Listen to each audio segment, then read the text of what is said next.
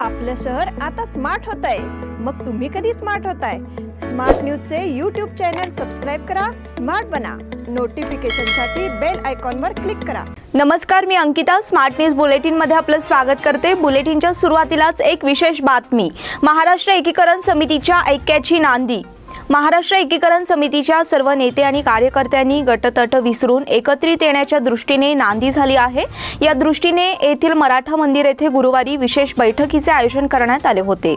या बैठकीत उपस्थित सदस्यांनी सर्व कार्यकर्त्यांनी एकत्रित येऊन पुढील धोरण निश्चित करण्यावर चर्चा करण्यात आली. त्याचप्रमाणे कर्नाटक सरकारकडून दैनंदिन स्वरूपात होत असलेल्या अन्याय अत्याचाराच्या विरोधात आवाज उठविण्यासाठी संघटित होण्याचे ठरविण्यात आले. यावेळी मध्यवर्ती महाराष्ट्र एकीकरण समितीचे अध्यक्ष दीपक दळवी, कार्याध्यक्ष माजी आमदार मनोहर किणेकर, माजी महापौर मालोजी अस्टेकर, सुरेश डुकरे, म्हात्रू झंगरूचे, तानाजी पाटील, पिराजी मुचंडीकर यांच्या सह सर्व नेते मंडळी उपस्थित होती. यावेळी कार्यकर्त्यांनी आपले विचार मांडले.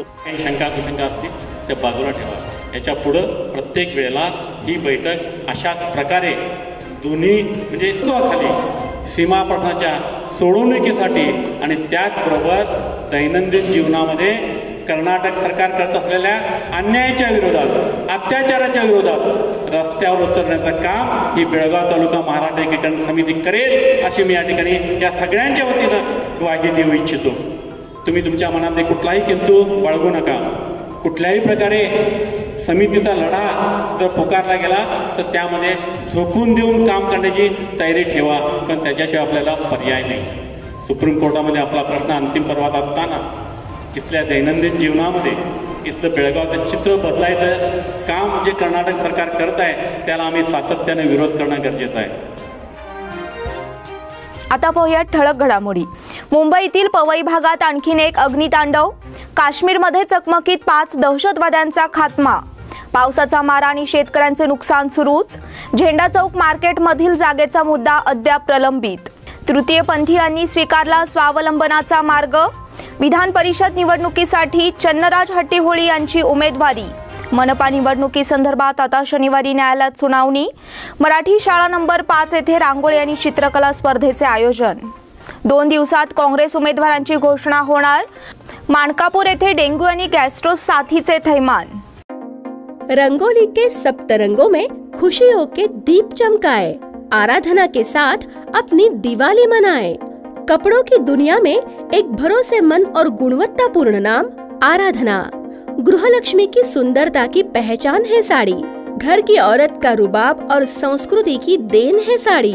इस दिवाली के सुनहरे मौके पे आराधना लेके आए हैं महिलाओं के लिए मनपसंद साड़ीज और रेडीमेड सहित बच्चों के लिए आकर्षक और मनपसंद ड्रेसेस. पुरुषों के लिए जेंट्स वेयर में shirt, T shirts, jeans, formal और भी कई प्रकार के ड्रेसेस. जल्द ही अपनी मनपसंद ड्रेस खरीदे सिर्फ आराधना में. बेलगाम के वस्त्र जगत में बहुत ही बढ़िया है आराधना. नए कपड़े पहन के दीजिए दिवाली की शुभकामना. आराधना, मारुती गली, बेलगाम. आयुष्यात अडचणीचे प्रसंग सांगून येत नाहीत, म्हणूनच अशा प्रसंगात पाठीशी उभं राहणारे नाव म्हणजेच अण्वेकर गोल्ड.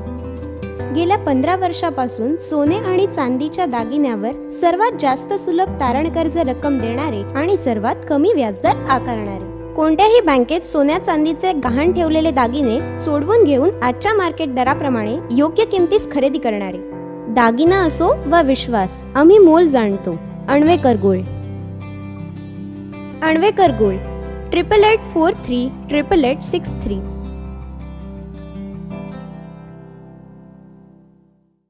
आणि आता पाहूयात सविस्तर बातम्या.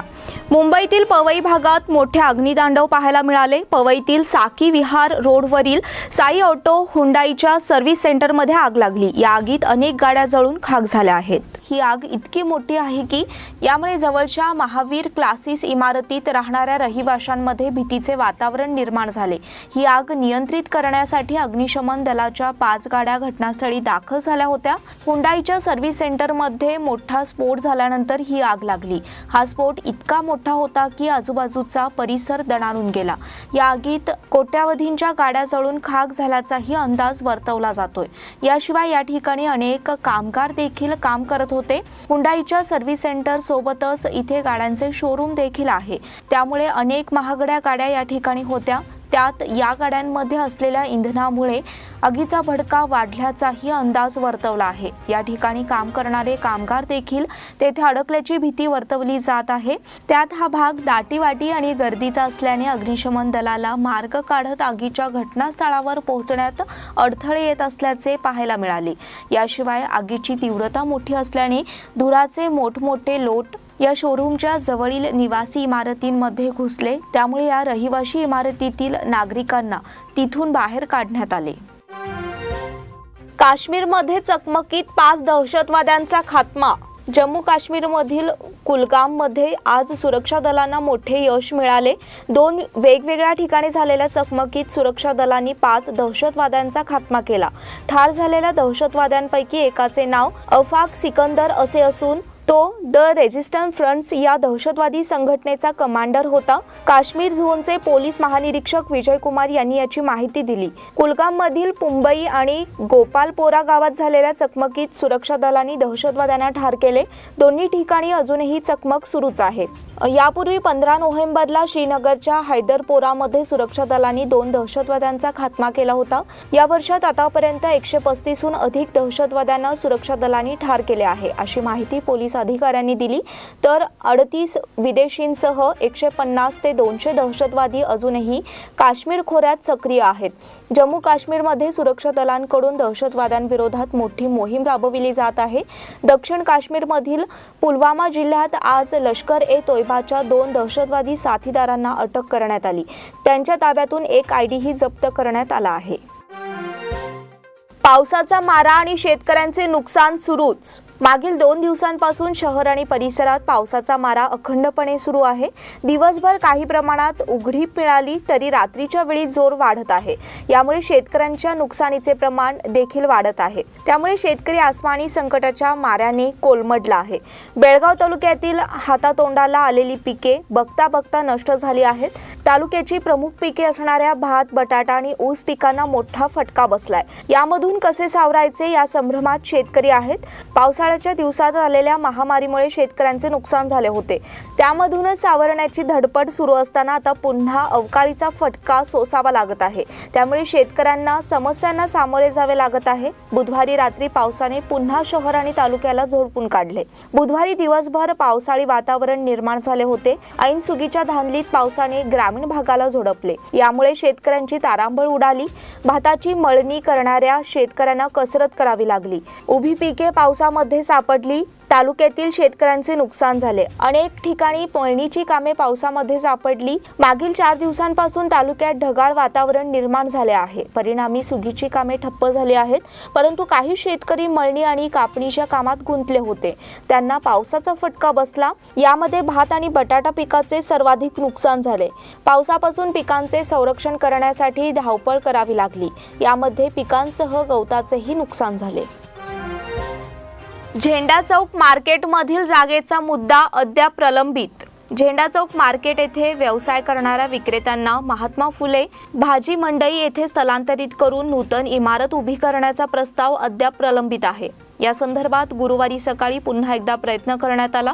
मनपाच्या पथकाने या गाळ्यांचे हस्तांतरण करून विक्रेत्यांना तेथे जाण्याची सूचना केली, परंतु यामध्ये न्यायप्रविष्ट प्रकरणाचे संपूर्ण निकालपत्र उपलब्ध नसल्यामुळे हा प्रयत्न पुन्हा एकदा अपयशी ठरला। या ठिकाणी वादंग उद्भवण्याची शक्यता असल्याने कडक पोलीस बंदोबस्त ठेवण्यात आला होता। पोलीस बंदोबस्तात मनपाने कारवाई करण्याचा प्रयत्न केला, मात्र यावर पुन्हा चर्चेचे गुऱ्हाळ सुरू राहिले आहे। झेंडा चौक येथील कांदा मार्केटच्या ठिकाणी भव्य संकुल उभे करण्याचा प्रस्ताव आहे, मात्र यामध्ये वक्फ मंडळ, जागा मालक, इनामदार कुटुंबीय आणि मनपा यांच्यातील प्रकरणे न्यायप्रविष्ट आहेत। मनपाकडून सदर जागेचा निकाल लागला असल्याचे सांगितले जात आहे, परंतु त्याची प्रत या संबंधित संस्थांना मिळालेली नसल्याचा मुद्दा पुढे करून चर्चेला पूर्णविराम दिला जात आहे। याचे प्रत्यंतर पुन्हा एकदा आले, त्यामुळे मनपा यंत्रणेला आपला प्रयत्न पुन्हा एकदा स्थगित करावा लागला। तृतीयपंथीयांनी स्वीकारला स्वावलंबनाचा मार्ग. समाजाची प्रगती कितीही झाली तरी उपेक्षित घटकांच्या बाबतीत दृष्टिकोन बदलत नाही. मात्र अशावेळी अशा उपेक्षितांनी स्वावलंबनाचा मार्ग स्वीकारून समाजासमोर आदर्श निर्माण केला तर त्याचे कौतुक होणे स्वाभाविकच आहे. अशाच प्रकारे बेळगावातील काही तृतीयपंथीयांनी एकत्रित येऊन खाद्यपदार्थांची सेवा देण्याचे पाऊल उचलले आहे. येथील मध्यवर्ती बस स्थानकासमोर एका फिरत्या खाद्यपदार्थ विक्री केंद्राचे उद्घाटन नुकतेच करण्यात आले. विविध सामाजिक संस्थांच्या सहकार्याने हा मार्ग सुखकर झाला आहे. इनरव्हील क्लब या संस्थेने प्रांतपाल रत्ना बेहरे यांच्या पुढाकाराने या केंद्रासाठी भरीव मदत केली आहे. 45,000 रुपये किमतीचे वाहन या उपक्रमासाठी दिले आहे. क्लबच्या अध्यक्षा सुषमा शेट्टी आणि अन्य सहकाऱ्यांचे सहकार्य लाभले आहे. मनपा आयुक्त रुद्रेश घाडी यांनी देखील त्यांना मदतीची ग्वाही दिली. लीना टोपण्णावर, गौरी गजबर, किरण निपाणीकर यांच्या संकल्पनेतून हा प्रयोग सुरू झाला आहे. विधान परिषद निवडणुकीसाठी चन्नराज हट्टीहोळी यांची उमेदवारी. विधान परिषद निवडणुकीसाठी काँग्रेसकडून चन्नराज हट्टीहोळी यांची उमेदवारी जाहीर करून त्यांच्या प्रचार कार्याला प्रारंभ करण्यात आला आहे. चन्नराज हे बेळगाव ग्रामीणच्या विद्यमान आमदार लक्ष्मी हेब्बाळकर यांचे बंधू आहेत. तसेच त्यांनी बेळगाव तालुक्यासह विविध भागात आपला जनसंपर्क निर्माण केला आहे. त्यामुळे पक्षाने त्यांना अधिकृत उमेदवार म्हणून घोषित केले असल्याचे सांगण्यात आले आहे. दिनांक 22 रोजी ते आपला उमेदवारी अर्ज दाखल करणार असल्याचे जाहीर करण्यात आले आहे. काँग्रेस पक्षाचे कार्याध्यक्ष आमदार सतीश जारकीहोळी यांनी देखील त्यांच्या प्रचारासाठी आघाडी उघडली आहे. यमकनमर्डी येथे त्यांच्या उपस्थितीत चन्नराज यांच्या प्रचार कार्याचा शुभारंभ झाला. यावेळी ग्रामपंचायत सदस्यांची सभा घेऊन त्यांच्या विजयाचा निर्धार व्यक्त करण्यात आला. मनपा निवडणुकीसंदर्भात आता शनिवारी न्यायालयात सुनावणी. बेळगाव महापालिका निवडणूक प्रकरणी येथील मुख्य जिल्हा आणि सत्र न्यायालयाकडून महापालिकेला 3 नोटिसा बजावण्यात आल्या. शनिवार दिनांक 20 रोजी महापालिकेला न्यायालयात म्हणणे मांडण्यास सांगण्यात आले आहे. महापालिका निवडणुकीतील वार्ड क्रमांक 35च्या उमेदवार राजश्री नंदकुमार हवळ, वार्ड क्रमांक 53चे उमेदवार विनायक गुंजटकर आणि वार्ड क्रमांक 41चे उमेदवार रतन मासेकर यांनी येथील जिल्हा न्यायालयात याचिका दाखल केली आहे. याचिका दाखल करून घेऊन न्यायालयाने महापालिकेसह सर्व प्रतिवादींना नोटीस बजावली. याआधी वार्ड क्रमांक 31 मधील उमेदवार आनंदकुमार बॅकुड यांनी उच्च न्यायालयाच्या धारवाड खंडपीठात दाखल केलेल्या याचिकेवर ऑक्टोबरमध्ये महापालिकेला नोटीस बजावण्यात आली आहे. आता जिल्हा न्यायालयाकडून 3 नोटिसा बजावण्यात आल्या. या प्रकरणी न्यायालयात हजर राहून महापालिकेला आपले म्हणणे मांडावे लागणार आहे. जिल्हा न्यायालयातील तिन्ही याचिकांवरील सुनावणी 20 नोव्हेंबरला एकाच दिवशी होणार आहे. या दाव्यात आपले म्हणणे मांडण्यासाठी महापालिकेच्या कायदा विभागाने तयारी सुरू केली आहे. मराठी शाळा नंबर 5 येथे रांगोळी आणि चित्रकला स्पर्धेचे आयोजन. सरकारी मराठी शाळा नंबर 5 चव्हाड गल्ली बेळगाव येथे शाळेच्या माजी विद्यार्थी संघटनेच्या संयोजनाने रांगोळी आणि चित्रकला स्पर्धेचे आयोजन करण्यात आले आहे. या स्पर्धेमध्ये 25 पेक्षा अधिक विद्यार्थ्यांनी सहभाग घेऊन स्पर्धा यशस्वी करण्याचा सिंहाचा वाटा उचलला. या स्पर्धेसाठी परीक्षक म्हणून उत्तम चित्रकार आणि रांगोळी कलाकार म्हणून नाव कमविलेले RK पाटील आणि मधु पाटील यांनी काम पाहिले. या प्रसंगी त्यांनी स्पर्धकांचे कौतुक करून त्यांना विविध स्पर्धेमध्ये भाग घेण्याचे आवाहन केले. या प्रसंगी प्रमुख पाहुणे म्हणून शाळेचे माजी विद्यार्थी ॲडव्होकेट NL धमोणे, माजी विद्यार्थी संघटनेचे अध्यक्ष दीपक किल्लेकर आणि पदाधिकारी रवी नाईक आणि किसन रेडेकर उपस्थित होते. या प्रसंगी शाळेचे मुख्याध्यापक KR कडोलकर, शाळेचे सर्व शिक्षक आणि विद्यार्थी उपस्थित होते. कार्यक्रमाचे सूत्रसंचालन प्रशांत पोवार यांनी केले तर शेवटी VV पाटील यांनी सर्वांचे आभार मानले. 2 दिवसात काँग्रेस उमेदवाराची घोषणा होणार. विधान परिषद निवडणुकीसाठी काँग्रेसकडून 3 उमेदवारांची नावे वरिष्ठांकडे पाठविण्यात आली आहेत. त्यामुळे येत्या 2 दिवसात अधिकृत उमेदवाराचे नाव जाहीर करण्यात येणार आहे, अशी माहिती KPCC कार्याध्यक्ष आमदार सतीश जारकीहोळी यांनी येथे पत्रकारांशी बोलताना दिली.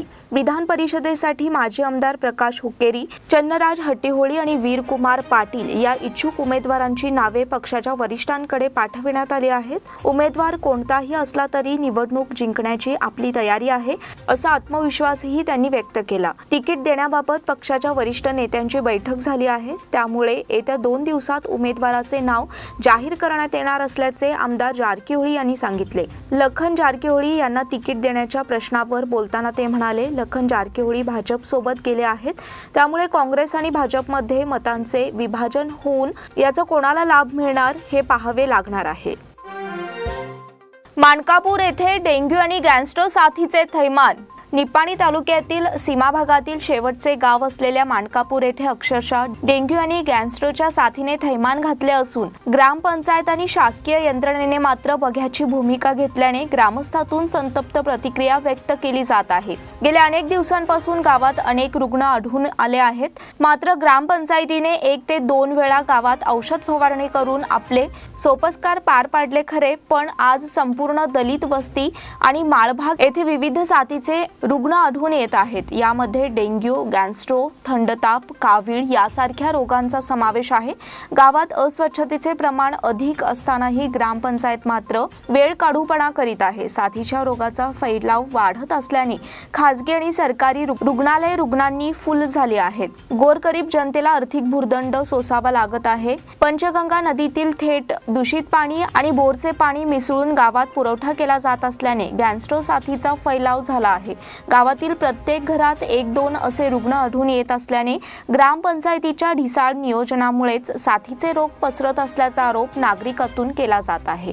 या गावामध्ये जवळजवळ डेंग्यू आणि गॅस्ट्रोचे पेशंट 90% असल्या कारणानं ग्रामपंचायतीला वारंवार आम्ही निवेदन देऊन म्हणजे सूचना करून देखील त्यांनी या डेंग्यू आजार आणि गॅस्ट्रोचे ह्याला काहीतरी उपचार न करता वार्डामध्ये फवारणी असो, फॉगिंग असो, ही कुठलीही प्रकारची रोगराई पसरू नये म्हणून कुठलीही सुविधा त्यांनी केलेली नाही। तरी कृपया आमची विनंती आहे की ग्रामपंचायतीनं हा जो रोग 90% गावामध्ये पसरलेला आहे त्याला काहीतरी ताळेबंद घालण्यासाठी यासाठी उपाय करून आपण फॉगिंग करावं, डॉक्टर यंत्रणा बाहेरगावच्या डॉक्टर यंत्रणा राबवाव्या। या बुलेटिन मधील पुढील बातम्या छोट्याशा विश्रांतीनंतर। Poddar brothers jewellers, a perfect blend of traditional and modern jewelry in North Karnataka, Goa and Southern Maharashtra, serving since 5 generations.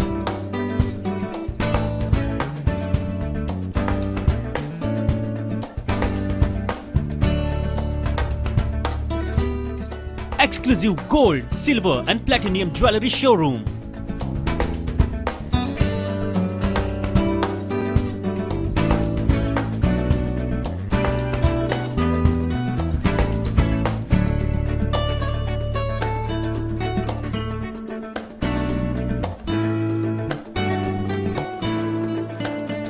Poddar Brothers, Poddar Sons and Grandsons. Khade Bazar, Belgaum. Call is on 0831 240 5550 or 51 or 52 or 53. Visit us at www.poddarjewelers.com. बेलगाम वासियों के पसंद में उतरा उड़ान बार end restaurant. Social distancing का ख्याल रखते हुए हमारा स्टाफ देता है बेहतरीन सर्विस का विश्वास। यहां है पार्टी और फंक्शन के लिए 3 आलीशान हॉल, कारपोरेट डिनर मीटिंग के लिए 3 अलग कक्ष, आईपीएल मैच देखने के लिए 3 बड़े स्क्रीन की विशेष सुविधा। इसके साथ ही साफ सुथरा किचन जहां हमारा वेल क्वालिफाइड स्टाफ देता है क्वालिटी और हाइजीनिक फूड की गारंटी। तो फिर खाने की हो बात तो आना परिवार के साथ। उड़ान बार एंड रेस्टोरेंट, लिंगराज कॉलेज के पास, बेलगावी। फोन 0831 243577। विश्रांतीनंतर पुन्हा एकदा आपलं स्वागत। सौंदरगा तालुका निपाणी येथील सरकारी उच्च प्राथमिक मराठी मुलींच्या शाळेमध्ये शालेय मंत्रिमंडळ निवडीसाठी प्रत्यक्ष मतदान प्रक्रियेचा अवलंब करण्यात आला। यामध्ये मुख्यमंत्री, क्रीडा मंत्री, सांस्कृतिक मंत्री, आरोग्य मंत्री, शिक्षण मंत्री आणि परिसर संवर्धन मंत्री या 6 मंत्रिपदांसाठी एकूण 15 उमेदवार इच्छुक असल्यामुळे प्रत्यक्ष मतदानाद्वारे निवड करण्यात आली।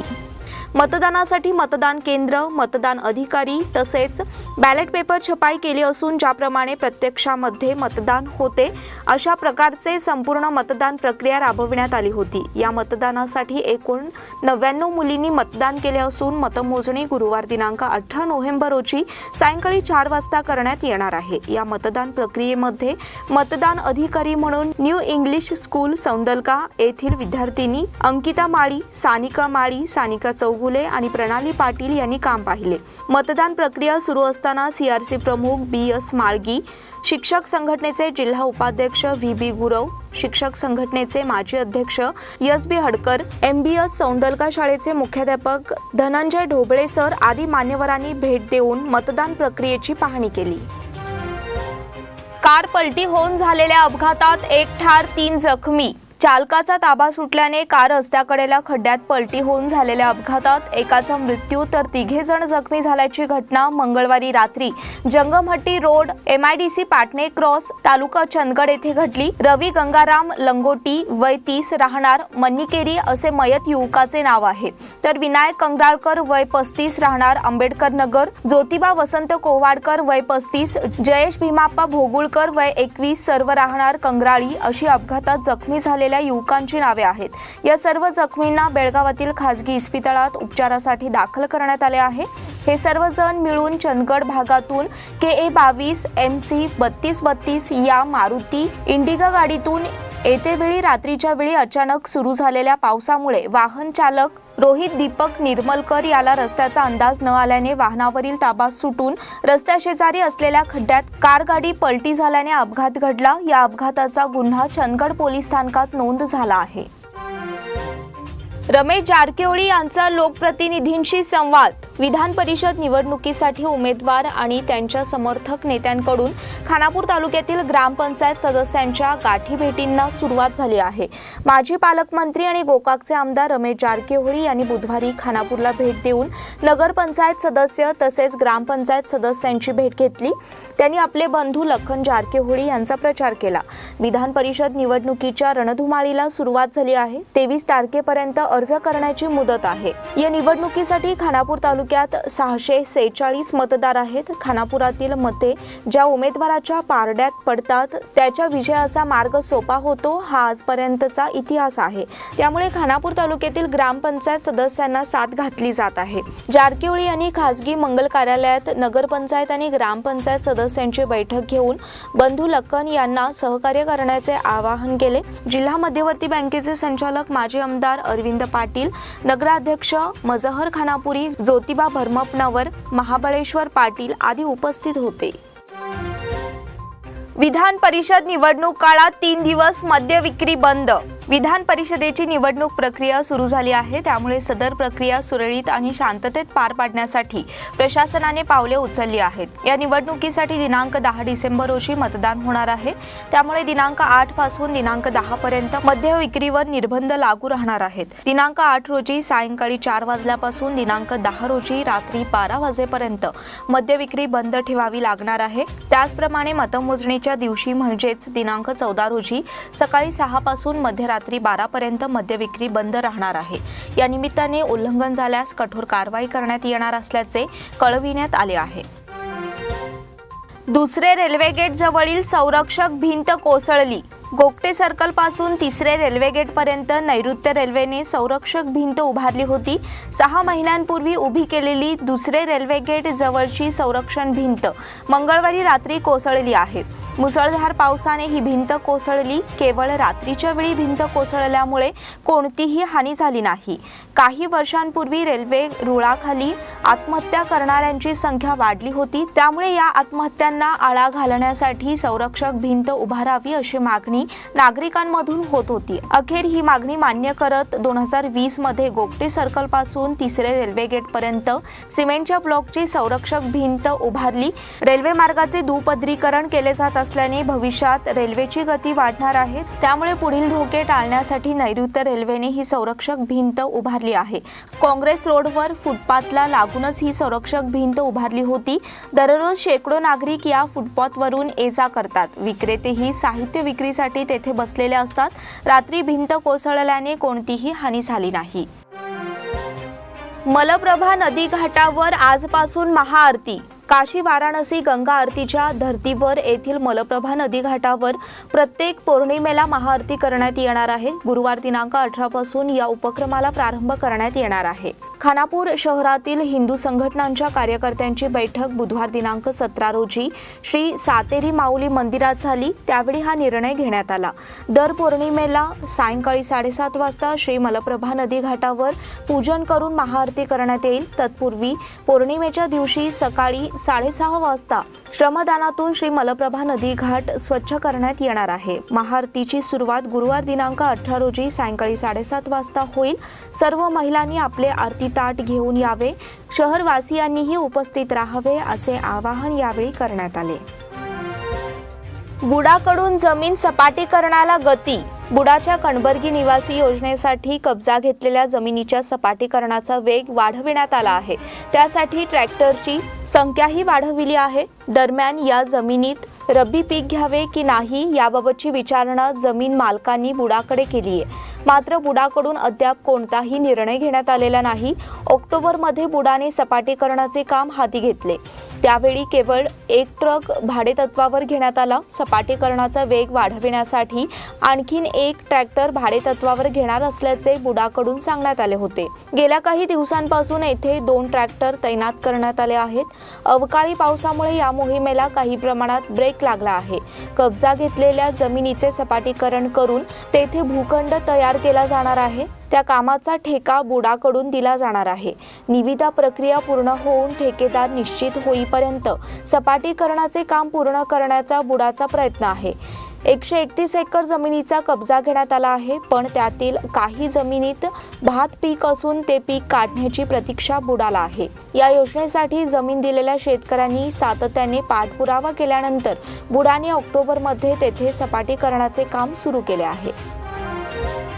मोळे येथे पिस्तुलाचा धाक दाखवून दरोडा। मोळे तालुका कागवाड येथे घरात कोणी नसल्याचे पाहून मंगळवारी रात्री दरोडेखोरांनी बंद घराचे कुलूप तोडून घरातील 15 तोळे सोन्याचे दागिने, अर्धा किलो चांदीची वस्तू आणि 20,000ची रोकड असा ऐवज लंपास केल्याची घटना घडली। ही सदर घटना बुधवारी सकाळी निदर्शनास आली। दरम्यान पिस्तुलाचा धाक दाखवून दरोडेखोरांना पलायन करण्यात यश मिळाले। ऐनापूर येथे एकाच रात्री 13 घरात चोरीची घटना ताजी असतानाच या चोरीमुळे परिसरात भीतीचे वातावरण पसरले आहे।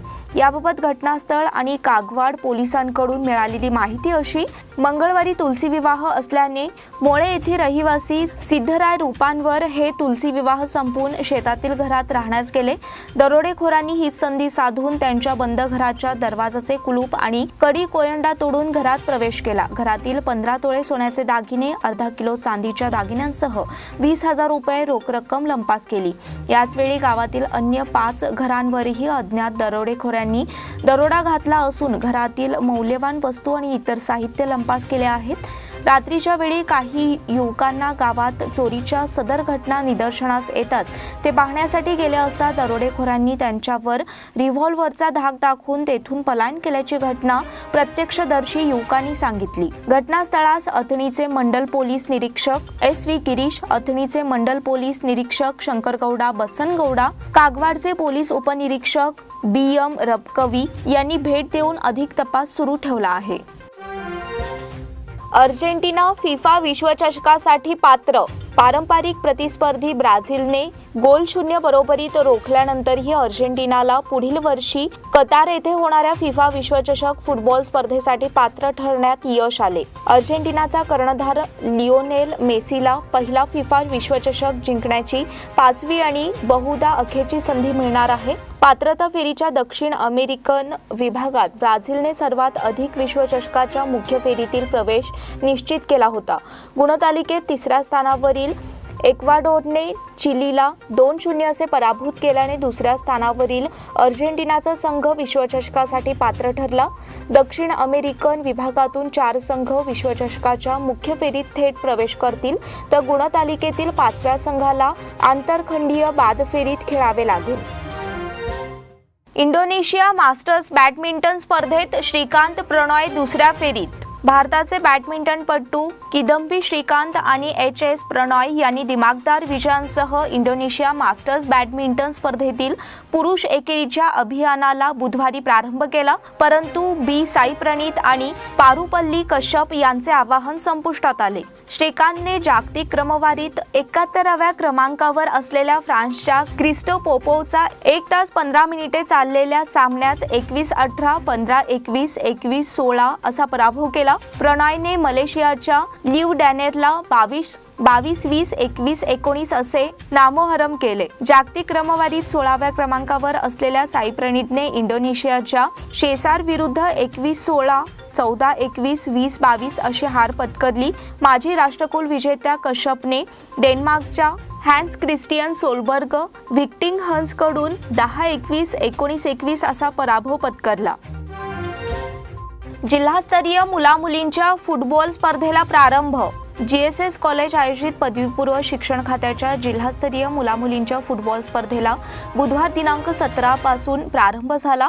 Raosaheb Wagle Islamia, saint Paul, RPD Jyoti college, GSS college यांनी विजयी सलामी दिली. रावसाहेब वागळे कॉलेजने मराठा मंडळचा 3-0, इस्लामिया कॉलेजने प्रेरणा कॉलेजचा 1-0, RPD कॉलेजने शाईन प्राईम कॉलेजचा 2-0, ज्योती कॉलेजने जैन कॉलेजचा 1-0, सेंट पॉल कॉलेजने रवींद्रनाथ टॅगोर कॉलेजचा 3-0, GSS कॉलेजने इंटिग्रेट कॉलेज खानापूरचा 3-0 असा पराभव केला. तत्पूर्वी प्रमुख पाहुणे पदवीपूर्व शिक्षण खात्याचे उपसंचालक नागराज व्ही, GSS कॉलेजचे सदस्य ज्ञानेश कलघटगी, प्राचार्य प्रणव पित्रे, निवृत्त क्रीडा प्राध्यापक GN पाटील, प्रभू शिवनायक, विनायक नाईक, अमित जडे यांच्या हस्ते फुटबॉलला किक मारून स्पर्धेचे उद्घाटन करण्यात आले. यावेळी प्राध्यापक अनिल खांडेकर, नितीन भातकांडे, कॉलेज प्रतिनिधी यश देशपांडे, वैष्णवी यतोजी, पंच उमेश मजूकर, योगेश सावगावकर आदी उपस्थित होते. क्रीडा भारती बेळगाव तर्फे क्रीडा महोत्सवाचे आयोजन. गुडशेट रोडवरील क्रीडा भारतीच्या कार्यालयाच्या सभागृहात क्रीडा भारती बेळगाव तर्फे घेण्यात आलेल्या पदाधिकाऱ्यांच्या बैठकीत आगामी 15 डिसेंबर पूर्वी जिल्हास्तरीय क्रीडा महोत्सव आयोजन करण्याचा निर्णय घेण्यात आला. बैठकीच्या अध्यक्षस्थानी क्रीडा भारती राज्य सचिव अशोक शिंत्रे उपस्थित होते. प्रारंभी क्रीडा भारती राज्याध्यक्ष मुकुंद किल्लेकर यांनी उपस्थित सदस्यांचे स्वागत केले. यानंतर अशोक शिंत्रे यांनी नुकत्याच इंदोर मध्य प्रदेश येथे झालेल्या अखिल भारतीय क्रीडा भारती पदाधिकाऱ्यांच्या बैठकीत घेण्यात आलेल्या अनेक उपक्रमांची माहिती बैठकीत दिली. यात प्रामुख्याने 15 डिसेंबर पूर्वी बेळगाव जिल्हास्तरीय क्रीडा महोत्सव आयोजित करण्याचा निर्णय घेतला. यात प्रामुख्याने भारतीय खेळाचा समावेश असणार आहे. यात महिलांसाठी गजगे हा खेळ, मुलांसाठी भोगरा, पोत्यात पाय घालून पळणे घेण्यात येणार आहे. क्रीडा प्रश्नमंजुषा आणि जिल्हास्तरीय मेळावा, वीर माता जिजाऊ पुरस्कार देण्याचा निर्णय घेण्यात आला. या बैठकीला बेळगाव जिल्हा क्रीडा भारती संयोजक विश्वास पवार, मोहन पत्तार, VS पाटील, चंद्रकांत पाटील, उमेश बेळकुंदकर आदी मान्यवर उपस्थित होते. याचबरोबर स्मार्ट न्यूजचे आजचे बुलेटिन इथेच संपले. धन्यवाद.